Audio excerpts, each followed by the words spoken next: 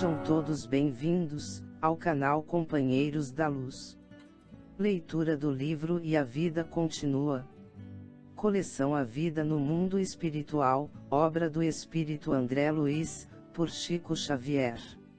Iniciemos então a leitura do capítulo 8. Encontro de Cultura. Ernesto Fantini e a senhora Serpa usufruíam horas e horas de confortadora intimidade no pátio, mantendo interessantes conversações. Mais de 15 dias haviam transcorrido sobre o primeiro reencontro. Evelina, tanto quanto o amigo, já se familiarizara com os banhos terapêuticos e ambos já haviam entrado em contato com a senhora Tamburini, que Alzira indicava como sendo a pessoa mais culta de suas relações. Essa prestimosa criatura lhes hipotecará a promessa de conduzi-los, tão logo possível, ao Instituto de Ciências do Espírito, que funcionava ali mesmo, num dos recantos do grande jardim. Sem qualquer dúvida, para os dois, as considerações da senhora Tamburini eram, até então, as mais esclarecedoras que tinham ouvido. No tete-a-tete quase diário, solicitava-lhes maior reflexão em torno da matéria, a escalonar-se em diversos graus de condensação, e mais amplo exame das percepções da mente, a se alterarem, conforme os princípios de relatividade, noutros lances dos repetidos entendimentos. Rogava-lhes estudar neles próprios a extrema leveza de que se viam possuídos, a agilidade do corpo sutil que envergavam agora e a maneira singular em que exprimiam o pensamento, como se as ideias se lhes esguichassem do cérebro, em forma de imagens, acima das suas possibilidades habituais de contenção. Que se detivessem também a perquirir naquele novo clima de vida as ocorrências telepáticas, a se erigirem, ali, em fenômeno corriqueiro, apesar de não prescindirem da linguagem articulada. Bastava maior grau de afinidade, entre as pessoas, para que se entendissem harmoniosamente, em derredor dos assuntos mais complexos, com o mínimo de palavras. Acolhiam satisfeitos as judiciosas apreciações da senhora Tamburini, que aceitava plenamente a convicção de serem criaturas desencarnadas em algum departamento do mundo espiritual. Entretanto, não obstante o respeito que lhes mereciam, não logravam admiti-las por verdade inconteste. Evelina, sentada no chão relvoso, ao pé de Fantini que se acomodava num pequeno escabelo, iniciou o diálogo, avaliando, cismarenta. De fato, a cada dia me sinto mais leve, sempre mais leve. E, com isso, vou perdendo o controle de mim mesma. Noto que os meus sentimentos sobem do coração para o cérebro, à maneira das águas de um manancial profundo ao jorro da fonte. Na cabeça, observo que as emoções se transfiguram em pensamentos que me escorrem imediatamente para os lábios em forma de palavras, a partirem de mim, quais as correntes líquidas que se estendem, para além do nascedouro, terra adiante. Bem lembrado. Você definiu com precisão meu próprio estado de espírito. Mas, escute, Ernesto, advertiu a moça, tocando a base de árvore robusta, que vê aqui. Um tronco. E ali, no canteiro mais próximo. Cravos. Seria este o mundo espiritual se a matéria e a natureza estão presentes em tudo, segundo as conhecemos. Concordo em que para nós dois, que não possuímos estudos claros, com referência às nossas atuais condições, tudo isto aqui é absurdo, alucinante, mas, sim, nada podemos afiançar, de afogadilho. Você está influenciado pelas ideias da Tamburini. Não tanto. Faço minhas próprias ilações. Ouça, Ernesto. Se estamos mortos para os entes que amamos, porque não nos vieram ainda buscar os seres queridos de nossas famílias, aqueles que nos precederam na vida nova? Nossos avós, por exemplo, e os amigos íntimos que todos vimos morrer. E quem disse a você que eles já não terão vindo? Como justificar esta alegação? Recorde, Evelina, as lições elementares de casa. Um televisor capta imagens que não vemos e nolas transmite com absoluta lealdade. Um rádio mirim assinala mensagens que não escutamos e nolas entrega com a maior clareza. É muito provável estejamos sendo vistos e ouvidos, sem que tenhamos, até agora, despertado a faculdade precisa de escutar e enxergar neste plano. Ernesto, e as orações. Se somos espíritos libertos do chamado corpo carnal, alguém no mundo ter-se-á lembrado de nós em prece. Sua senhora, sua filha, meus pais, meu esposo. Não conhecemos o mecanismo das relações espirituais, nem temos qualquer estudo de ciências da alma. Quem afirmará que não estaremos ambos sendo sustentados pela força das orações daqueles que amamos ou daqueles outros, que ainda nos amem? Que quer dizer? Que contas já nos foram apresentadas neste hospital? Aqui e a quem devemos os cuidados e gentilezas que nos são dispensados, diariamente.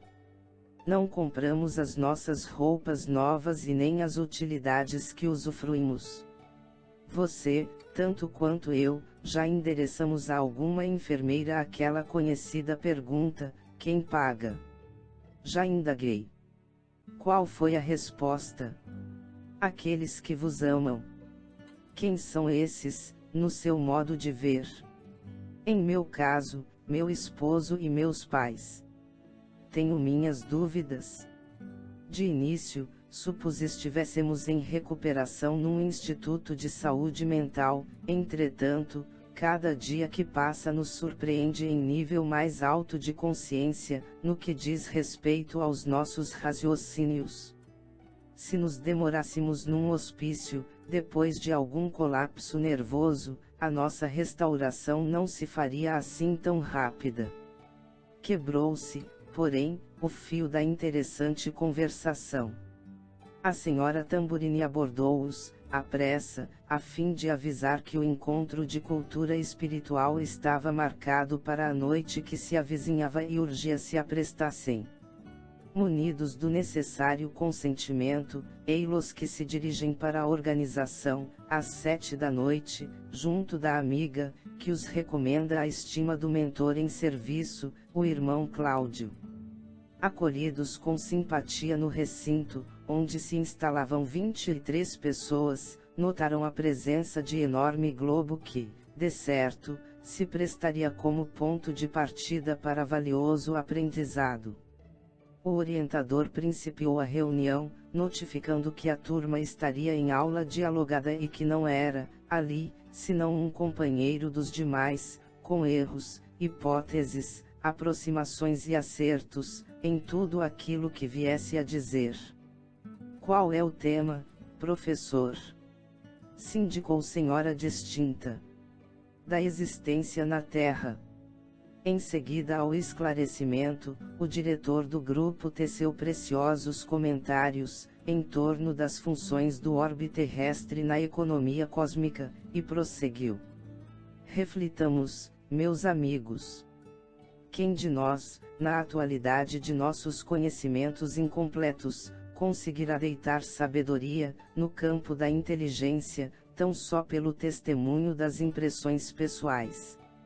Não ignoramos que a Terra é um gigantesco engenho no espaço, transportando consigo quase 3 bilhões de pessoas físicas, conduzindo-as pelas vias do universo, sem que saibamos, ainda, ao certo, em que base de força se dependura, informando-nos unicamente de que semelhante colosso realiza, ao redor do Sol, uma órbita elíptica com a velocidade média de 108.000 km por hora, enquanto certas regiões do planeta se encontram aprumadas perante o zênite, em outras, as criaturas se acham de cabeça para baixo, diante do nadir, sem que ninguém dê por isso, até ontem, qualquer pessoa asseverava que a matéria densa de uma paisagem se constituía de elementos sólidos em repouso. Hoje, porém, qualquer jovem estudante sabe que essas impressões são imaginárias, de vez que a matéria, em toda parte, se dissolve num misto de elétrons, prótons, nêutrons e deutérons, encerrando-se em energia e luz. Qualquer homem reside num corpo do qual se faz inquilino, respira e atende aos impositivos da nutrição, sem maior esforço de sua parte. De que maneira dogmatizar afirmativas sobre causas, processos, acrisolamento e finalidade de nossa existência terrestre pelos acanhados recursos dos sentidos comuns? Estabelecendo-se comprida pausa, aventou um cavalheiro. Professor, com estas deduções, o senhor quer dizer que a vida na Terra deve ser interpretada como um trabalho especial para o espírito. Cada qual nasce para determinada tarefa, com possibilidades de evolver para outras, sempre mais importantes, e que, por isso mesmo, não será possível arrebatar às criaturas os princípios religiosos de que dispõem, sem prejuízos calamitosos para elas próprias. A ciência avançará, desvendando segredos do universo, resolvendo problemas e suscitando desafios novos à sua capacidade de investigação. No entanto, a fé sustentará o homem nas realizações e provas que é chamado a atravessar. O espírito renasce no mundo físico, tantas vezes quantas se façam necessárias para utilizar-se, aperfeiçoar-se, lucificar-se, e, à medida que se aprimora, vai percebendo que a existência carnal é um ofício ou missão a desempenhar, de que dará ele a conta certa ao término da empreitada.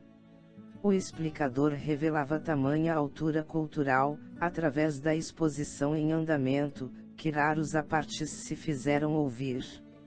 Sem desviar, por isso, a espinha dorsal da preleção que pretendia, indubitavelmente, preparar os ouvintes para a aceitação pacífica do novo estado espiritual a que se haviam transferido, comentou.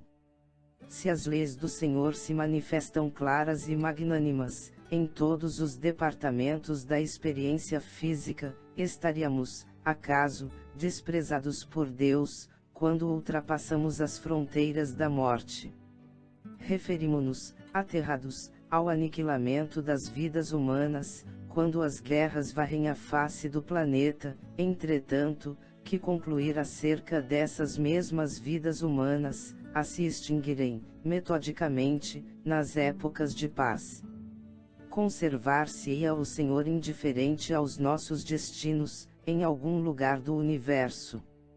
Ele, que inspira a graduação do alimento para a criança e para o adulto, relegaria ao abandono a criatura desencarnada, quando a criatura vestida de agentes físicos vive e age numa esfera de ação, na qual os fatores de previsão e proteção oferecem, todos os dias, os mais belos espetáculos de grandeza.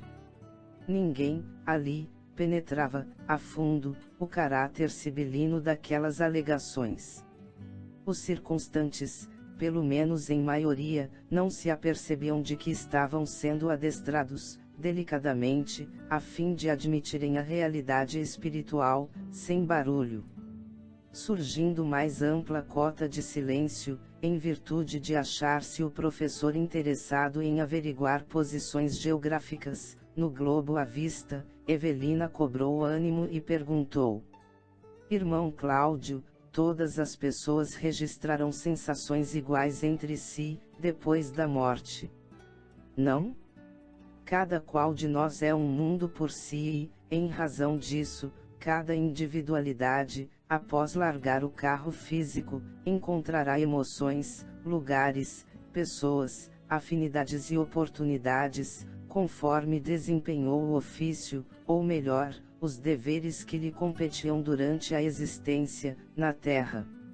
Ninguém pode conhecer o que não estuda, nem reter qualidades que não adquiriu. Cláudio entreteceu, ainda, apontamentos ricos de beleza e de lógica e, ao término da brilhante tertúlia, Ernesto e Evelina estavam reconfortados e felizes, ao modo de viajantes, sedentos de valores da alma, depois de se abeberarem numa fonte de luz. Chegamos ao final deste capítulo. Não percam o próximo de número 9. Irmão Cláudio. Muito obrigado, boa reflexão, que Jesus abençoe a todos.